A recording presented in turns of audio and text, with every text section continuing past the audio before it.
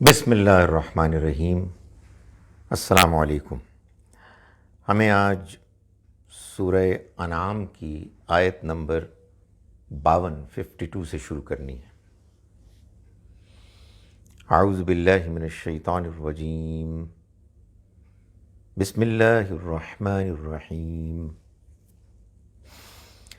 وَلَا تَطْرُدِ الَّذِينَ يَدْعُونَ رَبَّهُمْ بِالْغَدَاةِ وَالْعَشِيِّ یریدون وجہہ۔ ولا تطرد، اور مت دور کرو، دھتکارو، الذین، ان لوگوں کو، یدعون، جو پکارتے ہیں، ربہم، اپنے رب کو، بالغداۃ والعشی، صبح و شام، یریدون وجہہ، اس کی خوشنودی چاہتے ہوئے۔ سورہ انعام میں نے آپ کو یہ بتایا کہ یہ دعوت کی سورہ ہے۔ اس سورہ میں اللہ تعالیٰ نے مکے والوں کو اپنے اس پیغام کو، قرآن مجید کو اور اللہ کے پیغمبر صلی اللہ علیہ وسلم کو ماننے کی دعوت دی۔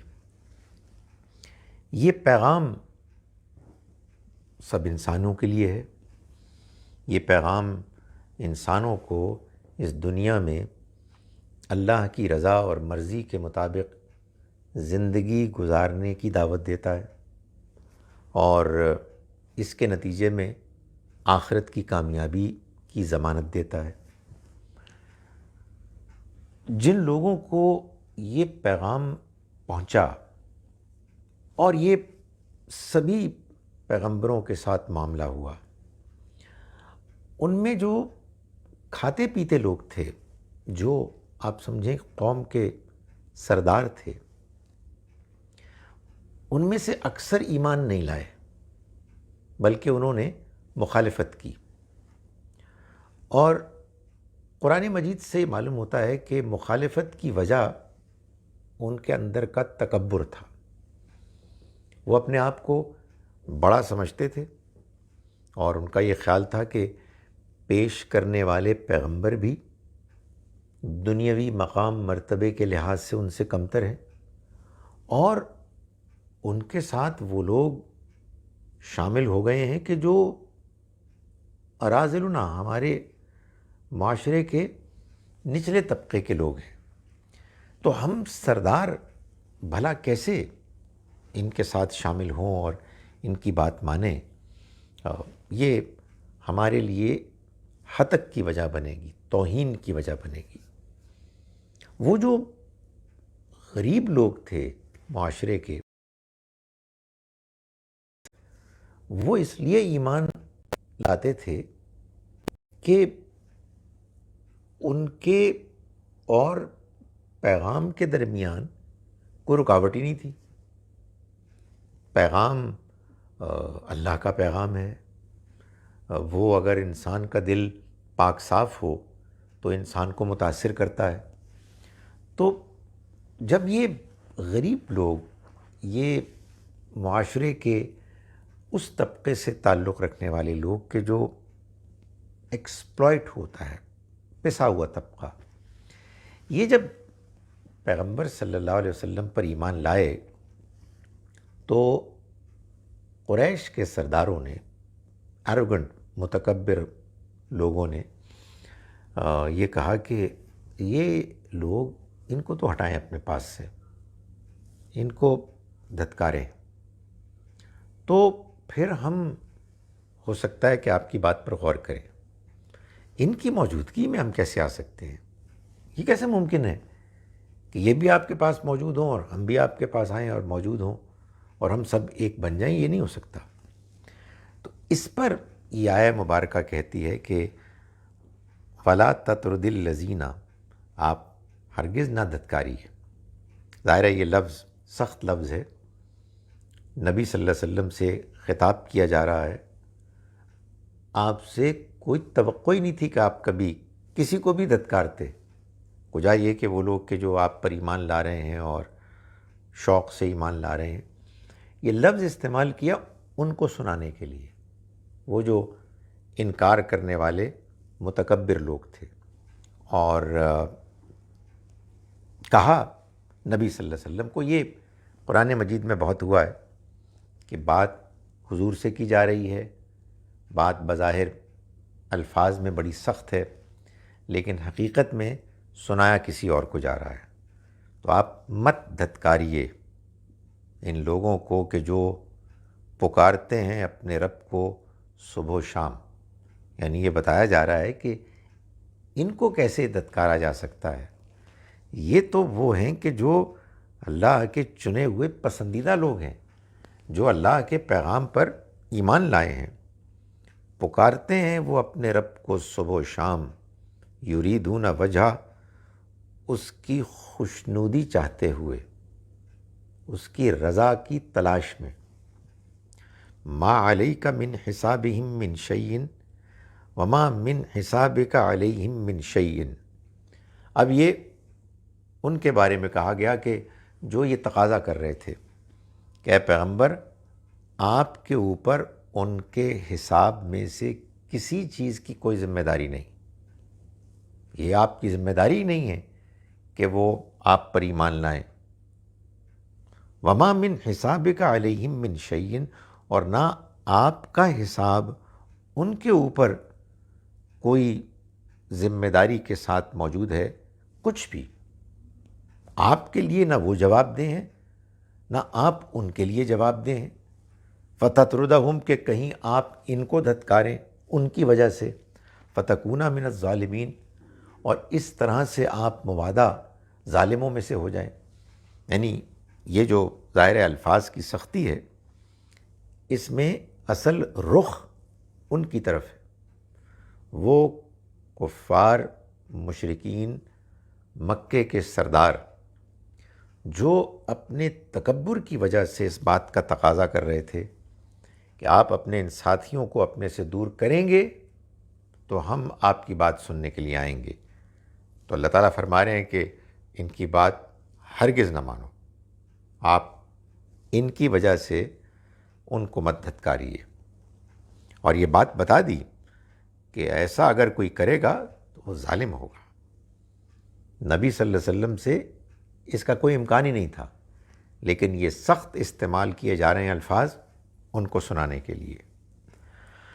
وَإِذَا جَاءَكَ الَّذِينَ يُؤْمِنُونَ بِآيَاتِنَا، اور جب آئیں آپ کے پاس اے پیغمبر وہ لوگ کہ یؤمنون بآیاتنا، جو ہماری آیات پر ایمان لائے ہیں، یعنی یہ لوگ جن کا بھی ذکر ہو رہا تھا، جن کے بارے میں وہ حد تک توہین آمیز رویہ اختیار کیے ہوئے تھے، ان کے بارے میں اللہ تعالیٰ فرما رہے ہیں، پیغمبر صلی اللہ علیہ وسلم کو ہدایت دے رہے ہیں، تلقین کر رہے ہیں کہ جب آپ کے پاس آئیں وہ لوگ کہ جو ہم پر ایمان لائے ہیں، ہماری آیات پر، یؤمنون بآیاتنا، ہماری آیات پر ایمان لائے ہیں، فقل سلام علیکم، تو ان سے کہو سلامتی ہو تم پر۔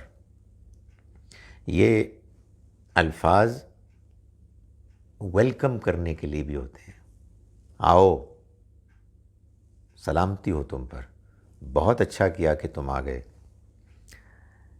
کتب ربکم علی نفسہ الرحمہ، لکھ دیا ہے تمہارے رب نے اپنے اوپر رحمت کو، رحم کرنے کو، یعنی اللہ نے اپنے اوپر اس بات کو لازم کر دیا ہے کہ وہ رحم کرے گا۔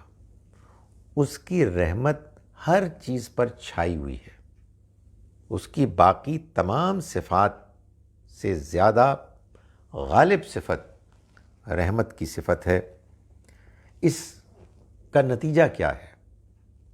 اس سے کیا مراد ہے؟ اس کو کیوں بیان کیا گیا ہے؟ فرمایا انہو من عمل منکم سوءا، یہ کہ جو عمل کرے گا تم میں سے کوئی برا، بجہالت، نادانی میں، جذبات میں بہہ کر، حالات سے وقتی طور پر متاثر ہو کے،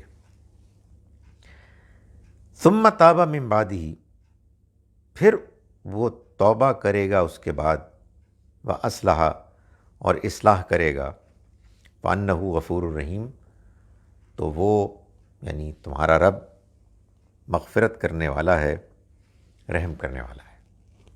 یعنی ان بندوں کو جو تمہارے پاس آ رہے ہیں، جو میری آیات کو ماننے والے ہیں، صبح و شام وہ میرا ذکر کرتے ہیں، ان کو خوش آمدید کہو، ان کو ویلکم کرو، اور ان کو کہو کہ تمہارے رب نے اپنے اوپر رحم کرنے کو لازم کر دیا ہے۔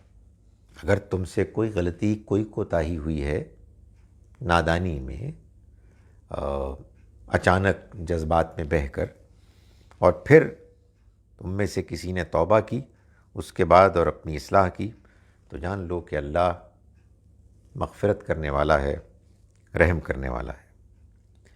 وَكَذَلِكَ، اور اسی طرح سے، نفصل الآیات، ہم آیات کی تفصیل بیان کرتے ہیں، وَلِتَسْتَبِينَ سَبِيلُ الْمُجْرِمِينَ، اور اس لیے کہ مجرموں کا رویہ بے نقاب ہو جائے۔ یہاں جو جملہ جس طرح سے کہ کنسٹرکٹ کیا گیا ہے، بیان کیا گیا ہے، اس میں آپ سے آپ ایک اور جملہ موجود چھپا ہوا ہے۔ یعنی یہ جملہ اگر یوں ہوتا کہ اور اسی طرح ہم اپنی آیات کی تفصیل کرتے ہیں تاکہ مجرموں کا رویہ واضح ہو جائے، تو پھر کسی اور جملے کی ضرورت نہیں تھی۔ لیکن مجرموں کا رویہ واضح ہو جائے سے پہلے ایک واو ہے اور تاکہ مجرموں کا رویہ بھی واضح ہو جائے۔ سو معلوم ہوا کہ اس سے پہلے کوئی اور جملہ ہے، ورنہ اور کی کوئی ضرورت نہیں تھی۔ اور وہ جملہ اگر اس جملے پر غور کیا جائے تو آپ سے آپ نمایاں ہے۔ تو پوری بات یہ ہوگی، اور اسی طرح ہم اپنی آیات کی تفصیل کرتے ہیں تاکہ اہل ایمان کی روش واضح ہو جائے اور مجرموں کا رویہ بھی واضح ہو جائے، بے نقاب ہو جائے۔ یعنی دونوں باتیں بیان ہو گئیں، ایک کو الفاظ میں بیان کیا لیکن واو عطف کو رکھ کر دوسرے کو امپلائڈ رکھ دیا تاکہ پڑھنے والا جو دھیان سے پڑھے گا وہ خود بخود سمجھ جائے گا۔ اس میں دو باتیں گزارش کرنا چاہتا ہوں۔ ایک تو یہ کہ اللہ تعالیٰ یہ جو فرما رہے ہیں کہ میں نے یہ حقیقت جو بیان کی ہے کہ جو گناہ کرتا ہے جذبات میں بہہ کر، نادانی میں، برے ماحول سے متاثر ہو کے، اور توبہ کرتا ہے تو اللہ تعالیٰ توبہ قبول کرنے والا ہے۔ جب یہ بات واضح ہو گئی تو اس سے کیا واضح ہوا؟ وہ راستہ بھی واضح ہو گیا کہ جو اہل ایمان کا راستہ ہے، اور وہ راستہ بھی واضح ہو گیا کہ جو مجرموں کا راستہ ہے۔ کیسے؟ بھائی بات یہ ہے کہ کمزور تو ہم سبھی ہیں، گناہ تو سبھی سے ہوتے ہیں، حالات کے دباؤ میں آ کر بعض اوقات غلطیاں، لغزشیں سب سے ہوتی ہیں، انسان جذباتی ہو جاتا ہے۔ لیکن کچھ وہ لوگ ہوتے ہیں جو جب ان کے اوپر جذبات کا غلبہ ختم ہو جاتا ہے، زائل ہو جاتا ہے، تو وہ توبہ کرتے ہیں، معافی مانگتے ہیں، پچھتاتے ہیں، شرمندہ ہوتے ہیں اور اپنی اصلاح کرتے ہیں۔ تو یہ اہل ایمان کا راستہ ہے، یہ واضح ہو گیا۔ اور دوسرا وہ لوگ ہیں جو گناہ کرتے ہیں، زیادتی کرتے ہیں اور اس کے بعد اکڑ جاتے ہیں، توبہ نہیں کرتے۔ بھائی جب آپ کو اللہ کی طرف سے یہ موقع ہے کہ آپ شرمندگی کے ساتھ، ندامت کے ساتھ اللہ کے سامنے جھکیں اور معافی مانگیں اور آئندہ کے لیے اپنی اصلاح کا فیصلہ کریں، اور کوئی شخص نہیں کرتا، تو اس کا مطلب وہ مجرم ہے۔ تو خدا تعالیٰ کے ہاں میں اسی لیے بار بار کہتا ہوں، لوگ اس لیے نہیں پکڑے جائیں گے کہ انہوں نے گناہ کیے، بلکہ اس لیے پکڑے جائیں گے کہ انہوں نے گناہ پر اصرار کیا، گناہ پر اڑ گئے، گناہ کرنے کے بعد توبہ نہیں کی۔ تو ایک بات تو یہ ہے۔ دوسری ایک ضمنی بات میں گزارش کرنا چاہتا ہوں کہ یہ جو ابھی میں نے آپ کو بتایا کہ جملے میں جو بات الفاظ میں بیان ہوئی ہے، حقیقت میں اصل بات اس سے کہیں زیادہ ہے، اور قرآن مجید کا پڑھنے والا الفاظ سے جان لیتا ہے کہ جو بات بیان کی گئی ہے اسی میں دوسری بات بھی شامل ہے۔ یہ آپ کو اس وقت معلوم ہوگا جب آپ قرآن کو غور سے پڑھیں گے، سمجھ کے پڑھیں گے، تدبر کے ساتھ پڑھیں گے، تو آپ کہیں گے کہ یہ کچھ بات تھوڑی سی عجیب سی لگ رہی ہے۔ تو پھر اس کے بعد جب آپ غور کریں گے مزید تو آپ پر یہ بات حقیقت واضح ہوگی۔ قرآن مجید کو اس طرح سے اگر ہم نہیں پڑھیں گے تو پھر قرآن مجید کا پڑھنا مفید نہیں ہوگا، بات سمجھ میں نہیں آئے گی۔ اس کے لیے عالم ہونے کی ضرورت نہیں ہے، ہاں البتہ عالم آپ کے ایکسیس میں ہونا چاہیے، آپ کے کانٹیکٹ میں ہونا چاہیے، اس لیے کہ سوال تو آپ کے ذہن میں بھی پیدا ہوگا کہ بھائی یہ کیا معاملہ ہوا ہے، اس کا جواب کیا ہے، مگر عین ممکن ہے کہ آپ کو جواب نہ ملے۔ ویسے خیر ترجمہ میں بعض اوقات جواب مل بھی جاتا ہے، مگر میں یہ گزارش جو کر رہا ہوں وہ یہ ہے کہ قرآن کو پڑھنا اصل میں قرآن کو تدبر کے ساتھ پڑھنا ہے، غور کے ساتھ پڑھنا ہے، دھیان کے ساتھ پڑھنا ہے، جو کہتے ہیں نا ڈیپ ریفلیکشن کے ساتھ پڑھنا ہے۔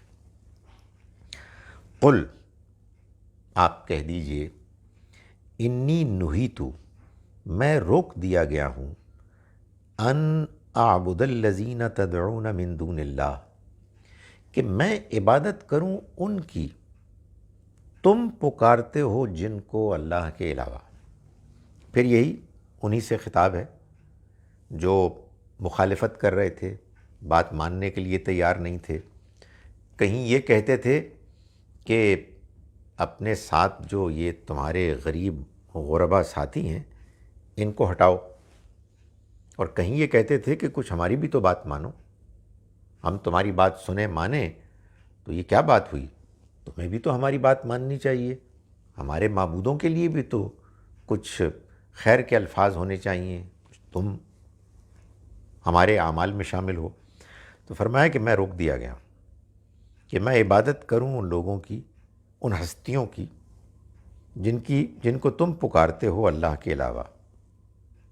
قل لا اتبع اہواءکم، کہہ دو کہ میں تمہاری خواہشات کی پیروی نہیں کروں گا۔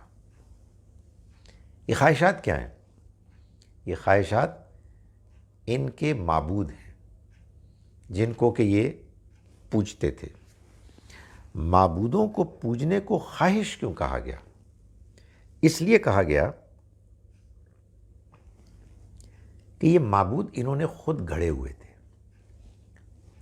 خود انہوں نے لٹرلی بنائے بھی تھے بت جو نمائندگی کرتے تھے کہیں کسی فرشتے کی، کہیں جن کی، کہیں کسی کی، بعض اوقات انسان بھی ہوتے تھے بزرگ۔ اس میں خواہش کہاں سے آ گئی؟ انسان یہ چاہتا ہے اس دنیا میں، انسان سے مراد ایسے انسان کہ جو اپنے خواہشات کو اپنا اصل نصب العین قرار دیتے ہیں، کہ اس کے راستے میں کوئی رکاوٹ نہ ہو۔ انسان رکاوٹ بنتے ہیں تو وہ ان سے لڑتے ہیں، ان کو برا بھلا کہتے ہیں، بلکہ ان کو ستاتے ہیں، جو بھی تنقید کرتا ہے ان پر بھڑک اٹھتے ہیں، معلوم ہوتا ہے کہ برداشت ہی نہیں ہے، اور ستاتے ہیں، پکڑتے ہیں، مارتے ہیں، اٹھا لیتے ہیں۔ لیکن کیا کریں کہ بھائی یہ بات تو واضح ہے کہ اللہ موجود ہے، موت کے بعد اس کو جواب دینا ہے، منہ دکھانا ہے، تو اس کا کیا علاج ہے؟ تو پھر اس کا علاج انہوں نے یہ ڈھونڈا کہ کچھ اللہ کے علاوہ اور معبود بنا لیے اور الہ بنا لیے جن کو یہ پکارتے ہیں، اور یہ امید رکھتے ہیں کہ ان کو پکارنے کے نتیجے میں، ان کی عبادت کرنے کے نتیجے میں ہم آخرت کی جواب دہی اور پکڑ سے بچ جائیں گے۔ یہ اصل میں بت کیا ہیں؟ ان کی خواہشات ہیں۔ ان کی خواہش یہ ہے کہ ان کی اکاؤنٹیبلٹی نہ ہو۔ جو یہ ظلم، زیادتی، بدماشی، خواہشات کی پیروی کر رہے ہیں، انہیں نہ دنیا میں کوئی پوچھے اور نہ آخرت میں کوئی پوچھے۔ چنانچہ انہوں نے لات، عزا، منات اور نہ جانے کیا کیا معبود بنا لیے، ان کی نمائندگی کے لیے ان کے بت بنا لیے، ان کے آگے وہ کھانے رکھتے، ان کے لیے ان کی پرستش کرتے، اور دوسروں کو کہتے کہ تم بھی ایسا ہی کرو۔ تو ظاہر ہے کہ یہ تو پرلے درجے کی حماقت ہے۔ فرمایا کہ ان سے کہہ دو کہ میں روک دیا گیا ہوں کہ میں عبادت کروں ان کی کہ جن کو تم پکارتے ہو اللہ کے سوا۔ قل لا اتبع اہواءکم، کہا تو یہ بھی جا سکتا تھا نا کہ میں تمہارے ان معبودوں کی پیروی نہیں کروں گا، تو نہیں کہا کہ تمہاری خواہشات کی پیروی نہیں کروں گا، اس لیے کہ یہ تمہارے معبود جو ہیں تمہاری خواہشات کا نتیجہ ہے۔ قد ضللت اذن، میں بھٹک جاؤں گا اس صورت میں، وما انا من المہتدین، اور میں ہدایت پانے والوں میں سے نہیں ہوں گا۔ یعنی اگر میں نے ایسا کیا تو میں بھٹک گیا، ہدایت سے محروم ہو گیا۔ قل، آپ کہیے، انی علی بینۃ من ربی، میں تو اپنے رب کی جانب سے ایک بینہ پر ہوں، روشن دلیل پر ہوں۔ وکذبتم بہ، اور تم نے اس کو جھٹلا دیا۔ یعنی تمہارے ان بتوں کے لیے تو تمہارے پاس کوئی دلیل نہیں ہے، کوئی ثبوت نہیں ہے، سوائے اس فضول بات کے کہ ہم نے اپنے آباء و اجداد کو یہ کرتے دیکھا ہے۔ تو بھئی آباء و اجداد کو کرتے دیکھا ہے، یہ تو کوئی دلیل نہیں ہے۔ آباء و اجداد نے اس کو کس بنیاد پر کیا؟ وہ اپنے اس موقف کو کیسے جسٹیفائی کرتے ہیں؟ تو فرمایا کہ میں تو یہ نہیں کر سکتا، اور میرے پاس جو پیغام ہے بالکل بینہ ہے، روشن ہے۔ یعنی یہ کتاب بھی، جو کتاب تمہاری زبان میں اتری ہے، اس کو جب تم سنتے ہو تو تم دنگ رہ جاتے ہو کہ اتنی صاف ستھری، واضح، دل میں اترنے والی مؤثر کتاب ایک ایسے اللہ کے بندے کی زبان سے جاری ہو رہی ہے کہ جن کے بارے میں ہم جانتے ہیں کہ انہوں نے 40 برس ہمارے ساتھ زندگی گزاری، نہ کوئی شاعری کا شوق، نہ کوئی خطابت کا شوق، اور لکھنا پڑھنا بھی نہیں جانتے، اور اچانک ایسا باکمال کلام پیش کر رہے ہیں کہ جس کے مقابلے میں ہم میں سے کوئی بھی بڑے سے بڑا شاعر بھی کوئی مقابل کی چیز پیش نہیں کر سکتا۔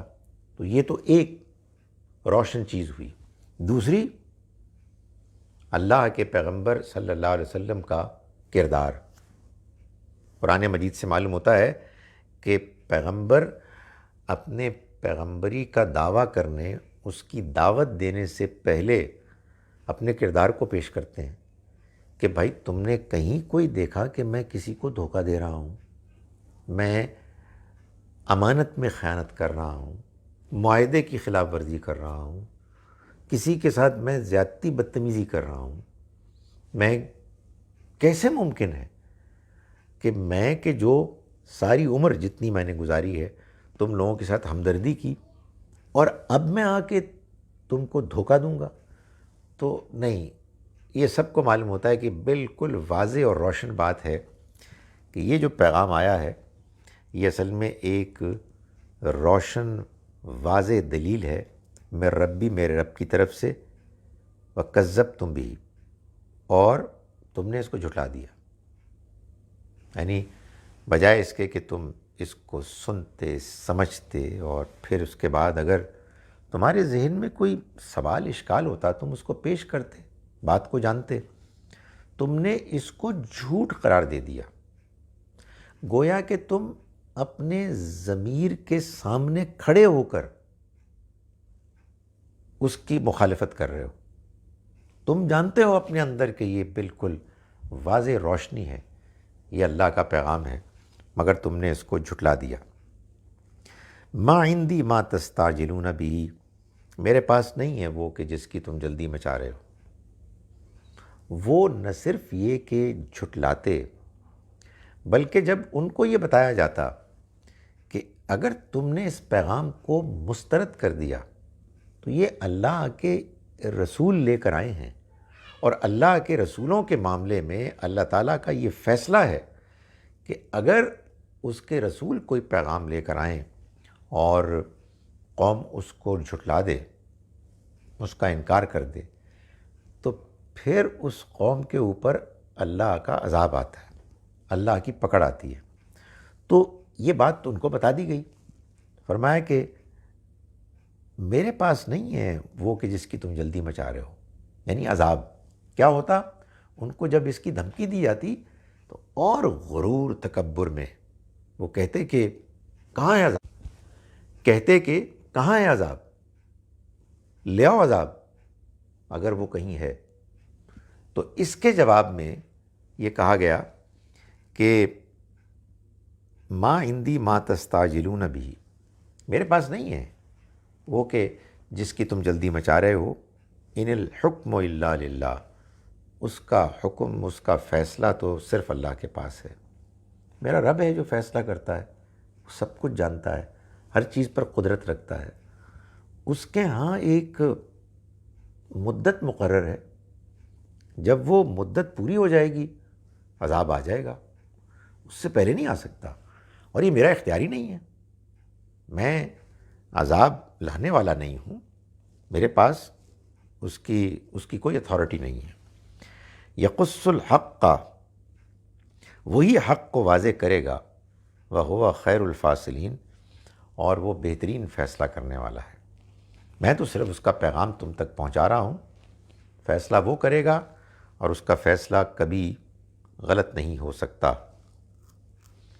فرمایا قل، آپ کہیے، لو ان عندی ما تستعجلون بھی، اگر میرے پاس وہ چیز ہوتی جس کی تم جلدی مچا رہے ہو، یعنی عذاب، تو معلوم ہے لقضی الامر بینی و بینکم، تو میرے اور تمہارے درمیان فیصلہ ہو چکا ہوتا. یعنی میرے ہاتھ میں ہوتا، میں عذاب لے آتا، لیکن میرے ہاتھ میں نہیں ہے. جس کے ہاتھ میں ہے وہ حکیم ہے، وہ علیم ہے، اس کا ایک قانون ہے، اس کی ایک پالیسی ہے، وہ اس کے مطابق اس کو بھیجے گا، اس سے پہلے وہ نہیں آ سکتا. واللہ عالم بالظالمین، اور اللہ ان ظالموں سے خوب واقف ہے. یعنی مطلب یہ ہے کہ اسے یہ معلوم ہے کہ یہ ظالم کون کون ہے اور یہ کتنے ظالم ہیں. کتنا ہے کہ وہ خود جانتے بوجھتے ہوئے گناہ کر کے، ظلم کر کے، تکبر کر کے اپنے اوپر زیادتی کر رہے ہیں، کتنا کر رہے ہیں. وہ یہ بھی جانتا ہے کہ ان میں سے کون ہیں کہ جو بس وقتی طور پر ان کے ساتھ شامل ہو گئے ہیں، اچھے لوگ ہیں، مگر ابھی ایک غبار سا ان کے آگے ہے جو دور ہو جائے گا، اور جب وہ دور ہو جائے گا تو پھر وہ بھی ایمان لے آئیں گے. تو اگر ابھی عذاب آ جائے تو ان کا بھی خاتمہ ہو جائے گا. سو یہ میں کرنا نہیں چاہتا، میرا رب نہیں کرنا چاہتا، وہ سب کچھ جانتا ہے. فرمایا کہ وَهُوَ وَاللَّهُ عَالَمُ بِالظَّالِمِينَ، اللہ ظالموں سے خوب واقف ہے. سو وہ جانتا ہے کہ کب وہ موقع آئے گا کہ جب یہ ظالم اپنے ظلم کی، اور ظلم سے مراد جیسے کہ میں نے گزارش کی اپنے اوپر ظلم ہے. جب انسان جان بوجھ کر گناہ کرتا ہے تو یہ قرآن مجید کا فیصلہ ہے کہ وہ لوگ کہ جو جان بوجھ کر گناہ کرتے ہیں، ظلم کرتے ہیں، زیادتیاں کرتے ہیں، تکبر کرتے ہیں، وہ ظلم کرتے ہیں اور اپنے ساتھ کرتے ہیں. قرآن نے کہا ظلم نفسہ، اس نے ظلم کیا اپنے اوپر، یا ظلموا انفسہم، وہ اپنی جانوں پر ظلم کرتے ہیں۔ تو اس کو بیان کیا، فرمایا کہ اللہ جانتا ہے ظالموں کو کہ کتنا وہ ظلم کر چکے ہیں، اور وہ کیا پیمانہ ہے، تھریش ہولڈ ہے، کہ جب ان کا ظلم وہاں تک پہنچ جائے گا تو پھر اللہ فیصلہ کرے گا عذاب کا۔ اور یہ بھی جانتا ہے کہ ان میں سے بعض ایسے یہ بھی شامل ہیں، محض جذباتی ہیں، کچھ دیر بعد وہ ایمان لے آئیں گے۔ فرمایا وَعِندَهُ مَفَاتِحُ الْغَیْبِ، اب جب علم کا ذکر آ گیا کہ اللہ سب کچھ جانتا ہے اور وہ ان ظالموں کو بھی جانتا ہے، تو اب اللہ کے علم کو بیان کیا جا رہا ہے تاکہ یہ حقیقت سامنے آئے کہ کس رب سے یہ معاملہ کر رہے ہیں۔ بعض اوقات کیا ہوتا ہے کہ وہ ایک بات جو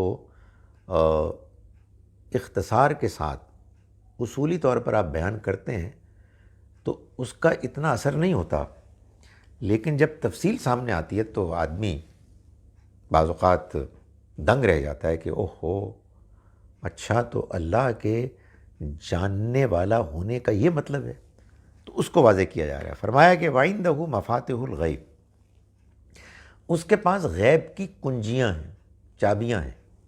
غیب یعنی جو دنیا ہم دیکھ نہیں سکتے، ان کو وہی کھول سکتا ہے، وہی ان سے واقف ہے کہ وہ کیا کیا مقامات ہیں، کیا کیا چیزیں ہیں جو ہمیں نظر نہیں آ رہی، صرف اس کو نظر آتی ہیں، اس کے علم میں ہے، اس کے پاس ان کا پورا کنٹرول ہے، ان کی کنجیاں ہیں۔ لا یعلمھا الا ہو، انہیں کوئی نہیں جانتا سوائے اس کے۔ وَيَعْلَمُ مَا فِي الْبَرِّ وَالْبَحْرِ، اور وہ جانتا ہے جو کچھ بھی خشکی میں ہے اور جو کچھ بھی سمندر میں ہے۔ وَمَا تَسْقُطُ مِن وَرَقَةٍ، اور نہیں گرتا کوئی پتا، إِلَّا يَعْلَمُهَا، مگر یہ کہ وہ اس کو بھی جانتا ہے۔ یعنی مطلب یہ ہے کہ صرف یہ نہیں ہے کہ موٹا موٹا اس کا علم ہے، ہر تفصیل کا علم ہے، چھوٹی سے چھوٹی بات کا علم اس کو ہے۔ تو فرمایا کہ نہیں گرتا کوئی پتا مگر وہ اس کو بھی جانتا ہے، اور ولا حبتن فی ظلمات الارض، اور نہ زمین کی تہوں میں کوئی دانہ گرتا ہے، ولا رطبن ولا یابس، اور نہ کوئی تر ہے چیز اور نہ کوئی خشک ہے، الا فی کتاب مبین، مگر یہ سب ایک روشن کتاب میں درج ہے۔ ہر چیز جانتا ہے، ہر چیز سے واقف ہے۔ وہ یہ جانتا ہے کہ کون لوگ ظالم ہیں، اور جو ظالم ہیں وہ کتنے ظالم ہیں، اور کب ظلم کا پیمانہ وہاں تک پہنچے گا جس کے بعد اللہ تعالیٰ پھر ان کو مزید مہلت نہیں دے گا۔ وَهُوَ الَّذِي، اور وہی تو ہے کہ يَتَوَفَّاكُمْ بِاللَّيْلِ، جو تمہیں رات میں وفات دیتا ہے۔ یہ اللہ تعالیٰ نے بتایا کہ اس کا علم بھی مکمل ہے، اور ساتھ ہی ساتھ اب یہ بھی بتا رہا ہے کہ یہ جو تم کو بتایا جا رہا ہے کہ موت کے بعد زندگی ہے، یہ کوئی ایسی بات نہیں ہے کہ جو تم سمجھ نہ سکو۔ روزانہ تمہیں اس کی وہ مشق کراتا ہے، ریہرسل کراتا ہے، تمہارے یاد دہانی کے لیے کہ ایک دن تمہارے ساتھ یہی ہونے والا ہے۔ فرمایا کہ وہی ہے کہ جو تمہیں وفات دیتا ہے رات کو، یعنی نیند کو موت کی طرح قرار دیا۔ جب ہم سوتے ہیں اصلی گہری نیند غافل ہوتے ہیں، موت میں بھی یہی ہوگا۔ وَيَعْلَمُ مَا جَرَحْتُمْ بِالنَّهَارِ، اور وہ جانتا ہے جو کچھ تم دن میں تم نے کیا ہے، تم کرتے ہو۔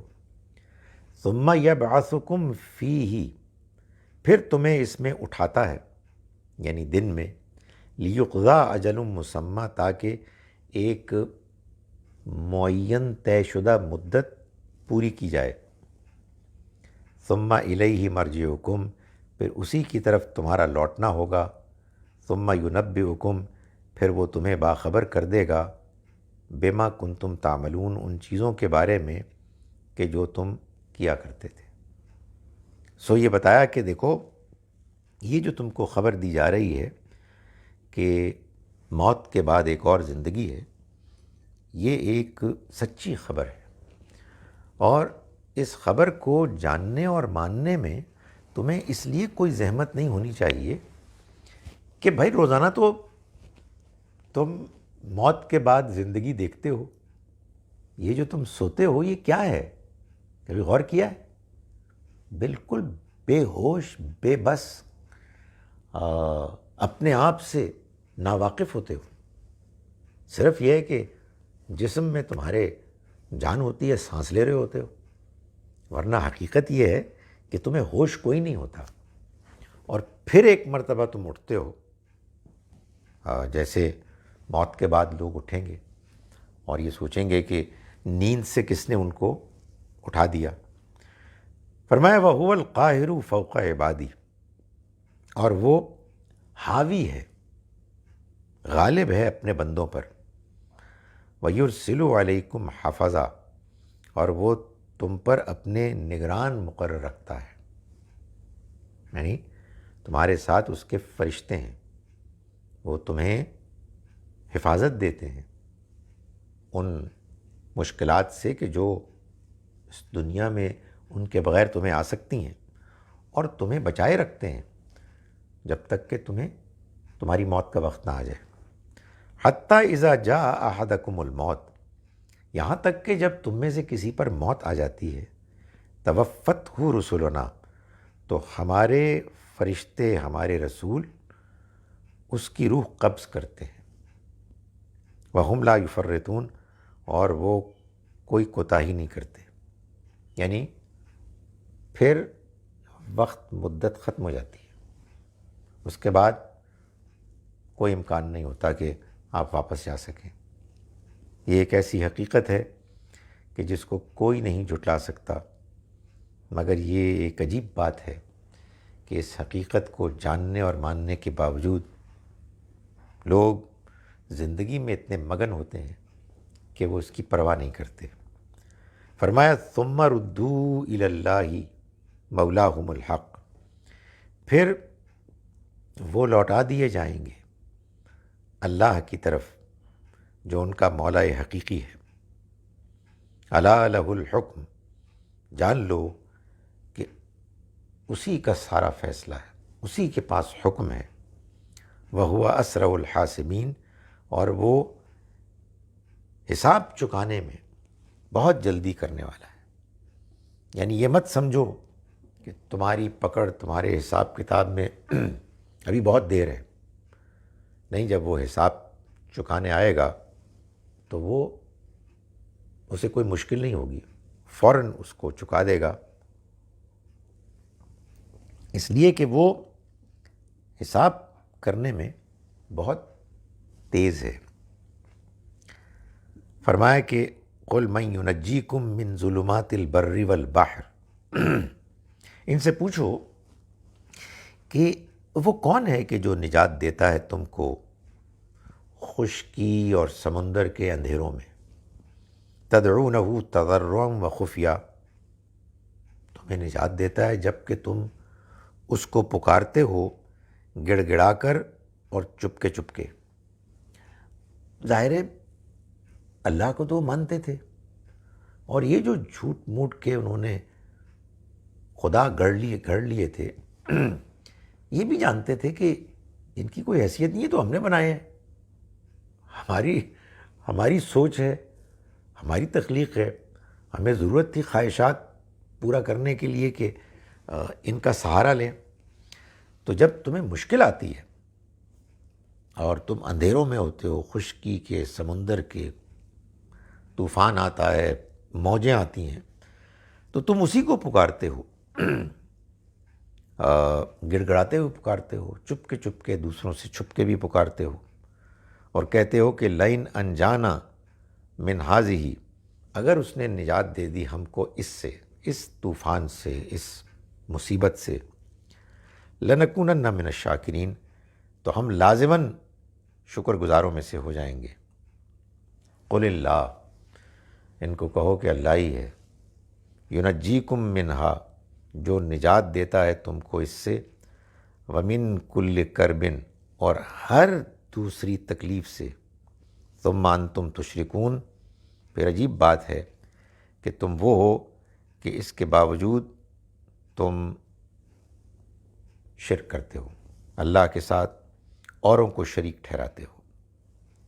قل، کہیے، هو القادر، وہ اس بات پر قدرت رکھتا ہے، قادر ہے، علی ان یبعث علیکم عذابا، کہ وہ تمہارے اوپر کوئی عذاب بھیج دے، من فوقکم، تمہارے سروں کے اوپر سے، او من تحت ارجلکم، یا تمہارے پیروں کے نیچے سے، یعنی عذاب کہیں سے بھی آ سکتا ہے، آسمان سے بارش، اولے، بجلی کی کڑک، اور وہ اتنے سخت اولے کہ وہ پتھروں کی طرح بن جائیں، طوفان، یہ سب آ سکتے ہیں اوپر سے، زمین کے نیچے سے زلزلہ آ سکتا ہے، پانی نکل سکتا ہے جو غرق کر دے، وغیرہ وغیرہ۔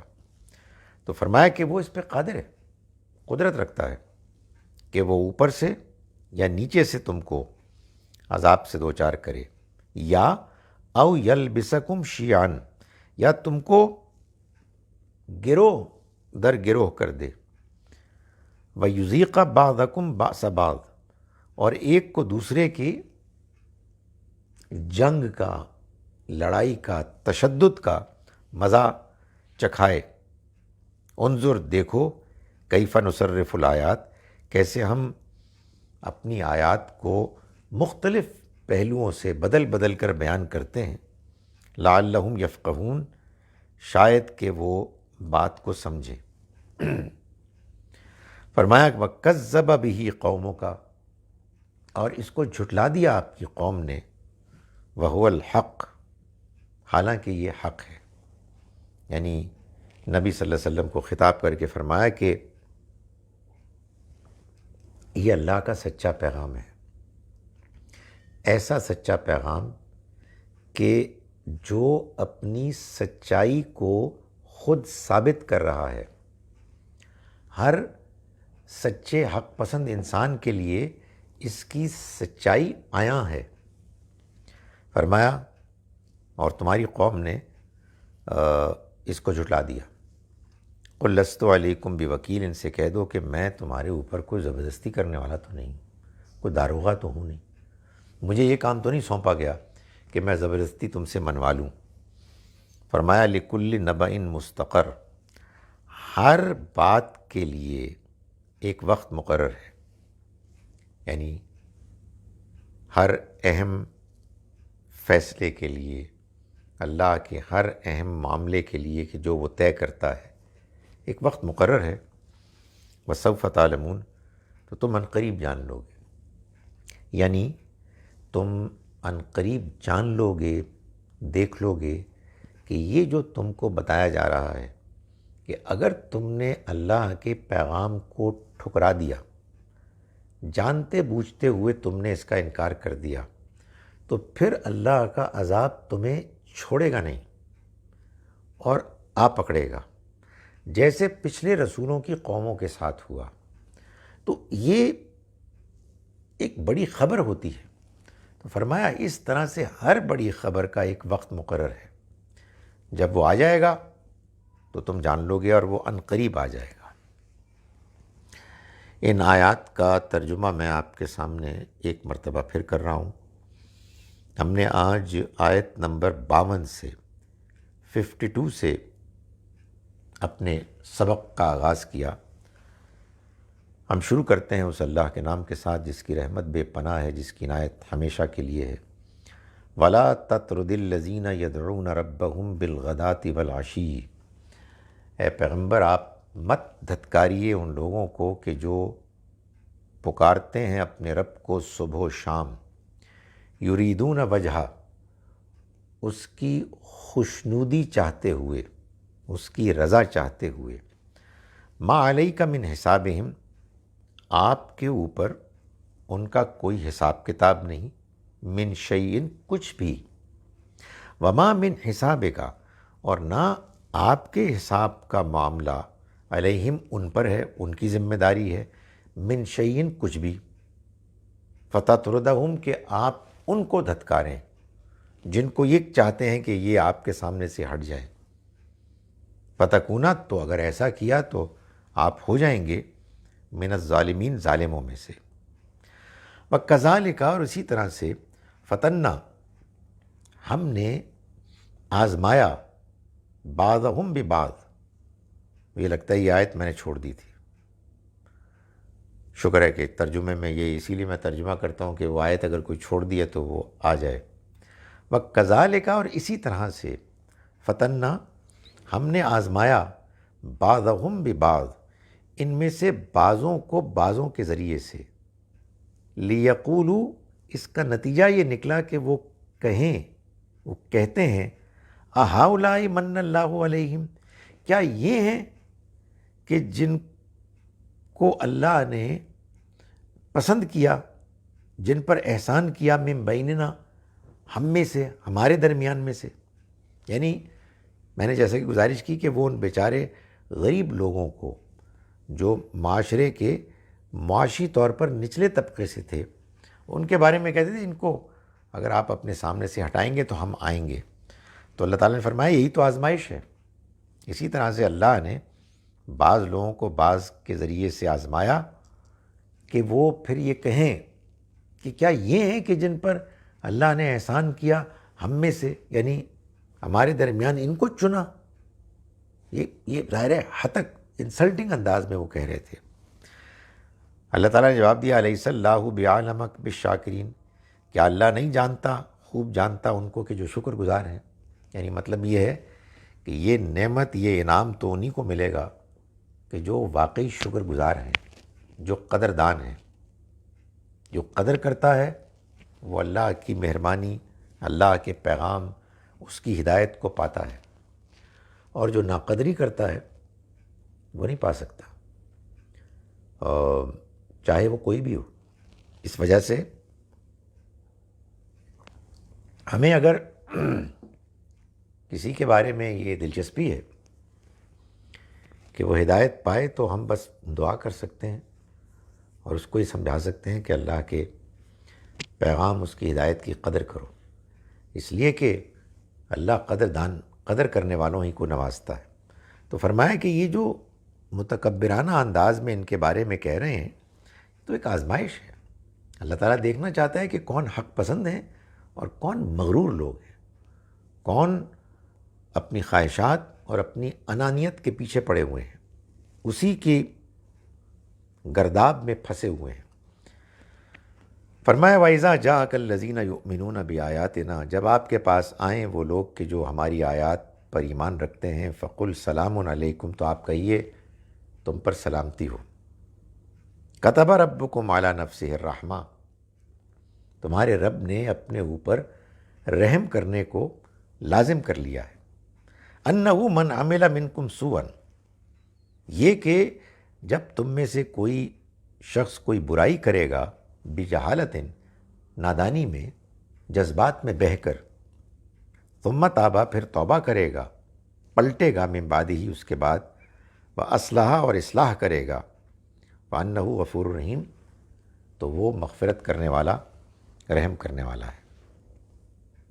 وَكَذَلِكَ نُفَصِّلُ الْآيَاتِ، اور اسی طرح سے ہم آیات کی تفصیل کرتے ہیں، وَلِتَسْتَبِينَ سَبِيلُ الْمُجْرِمِينَ، اب یہ میں نے آپ کو سمجھا دیا تھا تشریح کرتے ہوئے کہ ترجمہ یہ ہوگا تاکہ اہل ایمان کا راستہ بھی واضح ہو جائے اور مجرموں کا راستہ، مجرموں کا رویہ بھی واضح ہو جائے۔ قل کہیے، انی نہیتو، میں روک دیا گیا ہوں، ان اعبد الذین تدعون من دون اللہ، کہ میں عبادت کروں ان کی کہ جن کو تم پکارتے ہو اللہ کے سوا۔ قل لا اتبع اہواءکم، ان سے کہہ دو کہ میں تمہاری خواہشات کی پیروی نہیں کروں گا، یہ بت تو تم نے اپنے خواہشات کی خاطر بنائے ہیں۔ قد ضللت، میں بھٹک گیا، اذن اس صورت میں کہ اگر میں نے ان کو پکارا، وما انا من المہتدین، اور پھر میں ہدایت پانے والوں میں سے نہیں ہوں گا۔ قل، آپ کہیے، انی علی بینۃ من ربی، میں تو اپنے رب کی طرف سے بالکل واضح روشنی پر ہوں، وکذبتم بھی، اور تم نے اس کو جھٹلا دیا۔ ما عندی، نہیں ہے میرے پاس، ما وہ تستعجلون بھی، جس کی تم جلدی مچا رہے ہو۔ ان الحکم الا للہ، حکم اور فیصلہ تو صرف اللہ ہی کا ہے، وہی فیصلہ کرے گا۔ یقص الحق، وہی حق کو واضح کرے گا، وہو خیر الفاصلین، اور وہ بہترین فیصلہ کرنے والا ہے۔ قل، کہیے، لو ان عندی ما تستعجلون بھی، اگر میرے پاس ہوتا وہ کہ جس کی تم جلدی مچا رہے ہو، یعنی عذاب جس کے بارے میں تم جلدی مچا رہے ہو، لقضی الامر، تو فیصلہ ہو چکا ہوتا، بینی و بینکم، میرے اور تمہارے درمیان، یعنی میں فوراً وہ عذاب جو تم مانگ رہے ہو میں تمہاری فرمائش پہ تمہیں دے دیتا، میرے پاس ہے ہی نہیں، اس کا فیصلہ میرے پاس نہیں ہے۔ واللہ عالم بالظالمین، اور اللہ ظالموں کو خوب جانتا ہے، وہ جانتا ہے کہ ظالم کون ہے، وہ کتنا ہے، اس کو کتنی مہلت ملنی چاہیے۔ میں تو نہیں جانتا، میرے پاس اس کا فیصلہ تو نہیں ہے۔ وَعِندَهُ مَفَاتِحُ الْغَیْبِ، اور وہ کیوں نہیں جانے گا، اس کے پاس تو غیب کی کنجیاں ہیں۔ لا یعلمها الا هو، نہیں جانتا ان کو کوئی بھی سوائے اس کے۔ وَیَعْلَمُ مَا فِی الْبَرِّ وَالْبَحْرِ، اور وہ جانتا ہے جو کچھ خشکی میں ہے اور جو کچھ سمندر میں ہے۔ وَمَا تَسْقُطُ مِنْ وَرَقَةٍ، اور کوئی پتا نہیں گرتا، الا یعلمها، مگر یہ کہ وہ اس کو جانتا ہے۔ ولا حبۃ فی ظلمات الارض، اور نہ کوئی دانہ بیج بویا جاتا ہے زمین کے اندھیروں میں۔ ولا رطب ولا یابس، اور نہ کوئی خشک چیز ہے اور نہ کوئی تر چیز ہے، الا فی کتاب مبین، مگر یہ کہ وہ ایک کھلی کتاب میں درج موجود ہے۔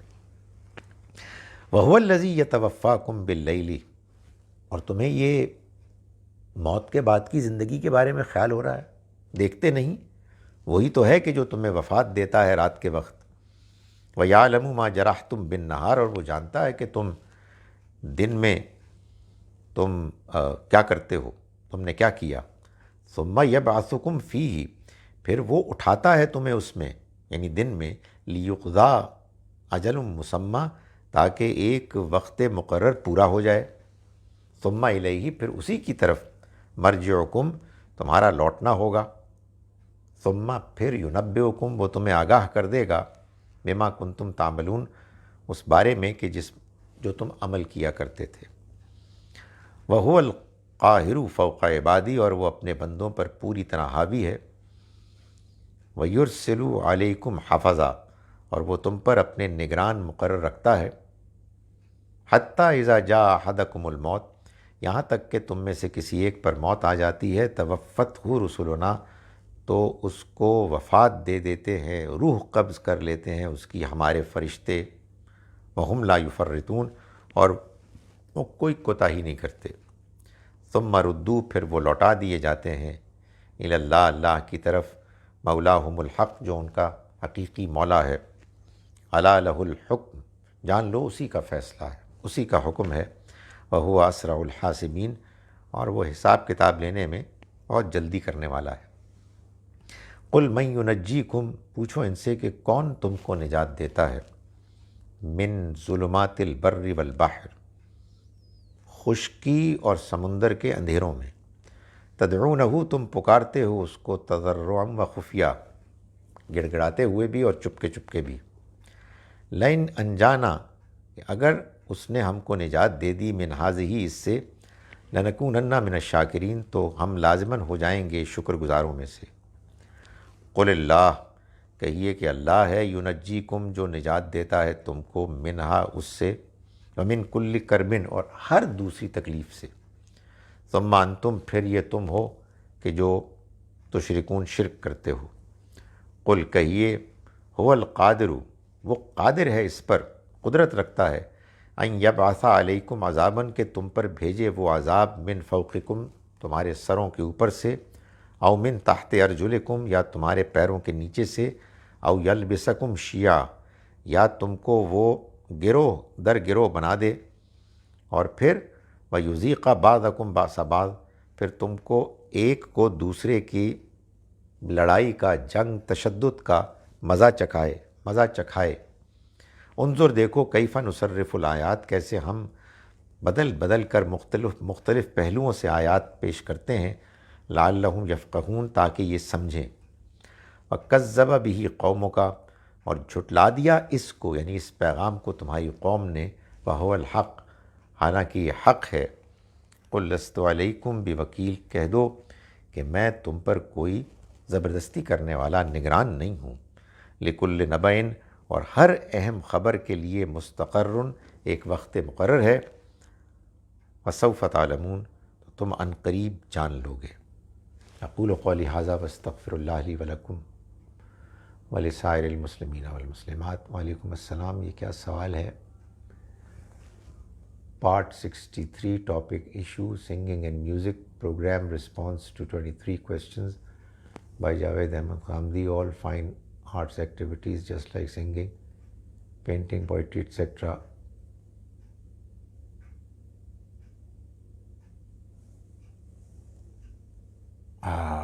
کیا مطلب ہوا؟ یہی مشکل ہے کہ مجھے پڑھنا مشکل ہو جاتا ہے۔